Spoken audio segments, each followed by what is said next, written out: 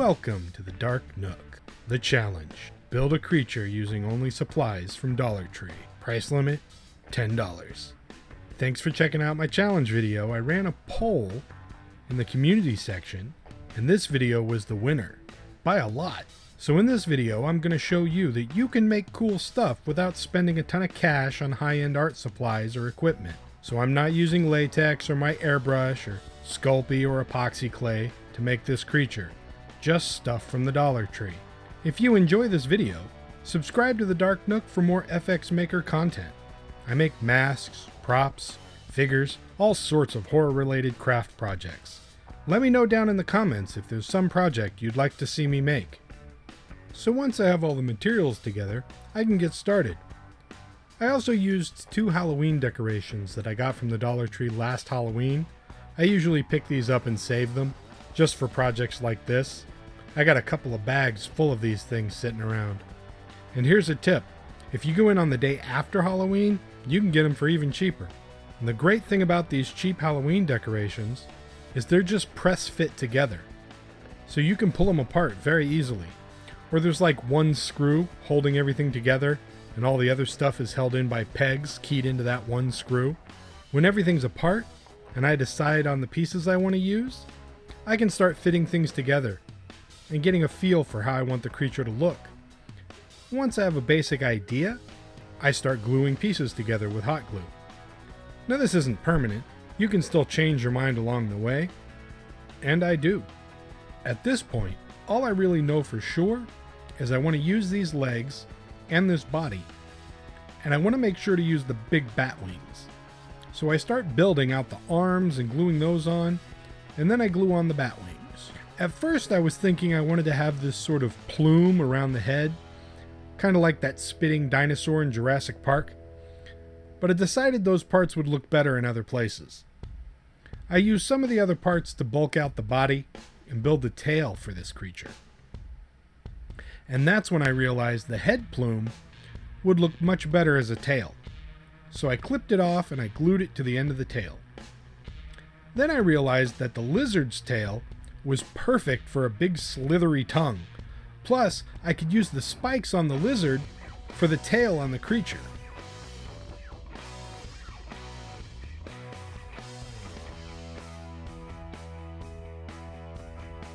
Then I used the beetle's body to make the creature's belly by cutting out spots for the legs and then gluing it in place.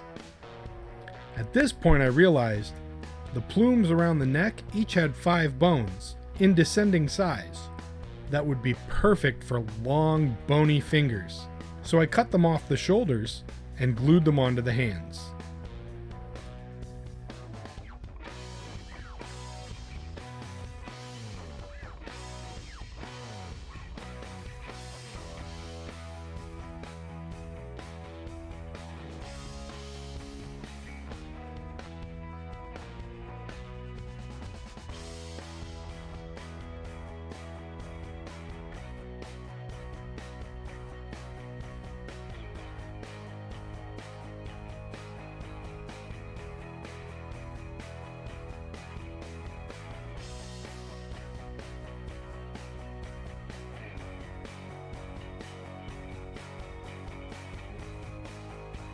Once the hands were done, I repositioned the head. Since I no longer had to nest it in the center of that plume, I moved it out to the end of the neck. Now the creature was really starting to take shape. I used another bit of the beetle to make a little butt for the creature, and then the rest of the beetle to just change up the shape of the chest and make it a little more interesting. Then it was on to skinning. Normally for this kind of job I'd use latex. It dries fast, it looks perfect, and it can easily be tinted with acrylic paint. Craft glue works, but it takes a lot longer to dry. I mean a lot longer. If I used latex, this video would have been done a week ago.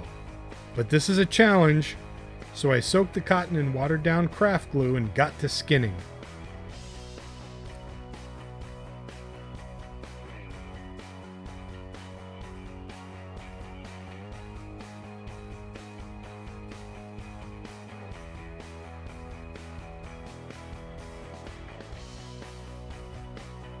And in case you're saying, hey, where'd you get those strips of cotton? I saw you buy cotton balls, not cotton strips. Well, cotton balls are not actually balls. They're rolls. If you pick at them until you find the edge, you can unroll them, like this.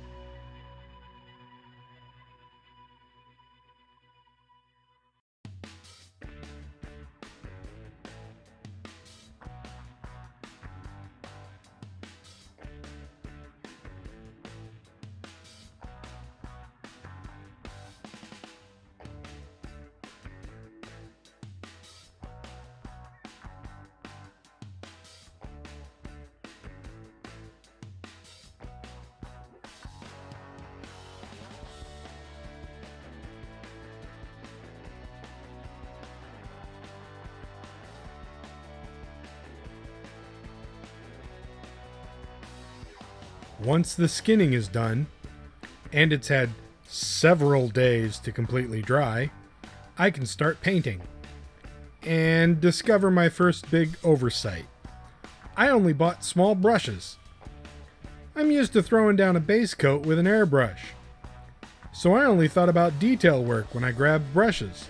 I want you to know, I seriously thought about cheating at this point and using an airbrush, and then just disguising it with the magic of editing. Because this was tedious. Even sped up, it's tedious. But I didn't. I stuck to the challenge. I went back to the Dollar Tree and bought a 3-brush set of larger brushes. This made things much easier. Then I realized my second oversight. I didn't have any color to paint the teeth with. So, I used the screw that I took out of the skeleton decoration to scrape the paint off the teeth and reveal the bone color underneath.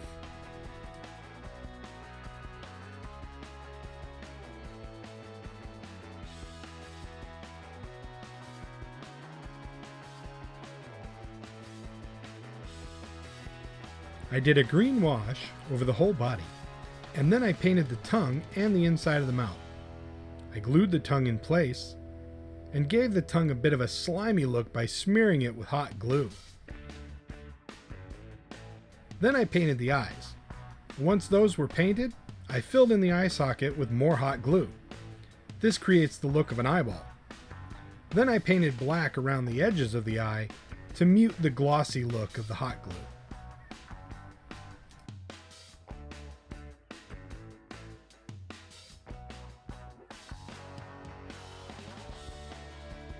And here it is, the Dollar Tree creature.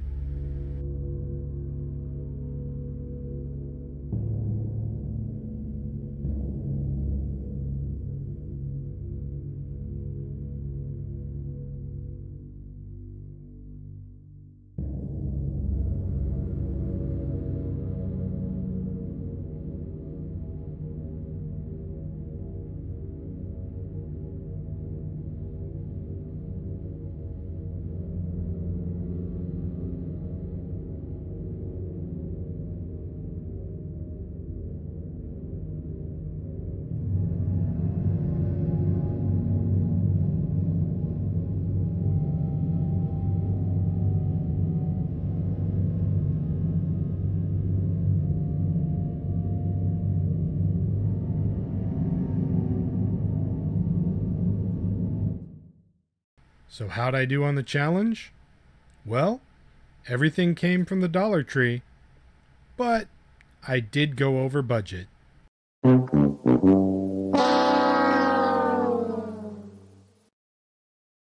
If you enjoyed this video, remember to click like and subscribe for more Dark Nook content.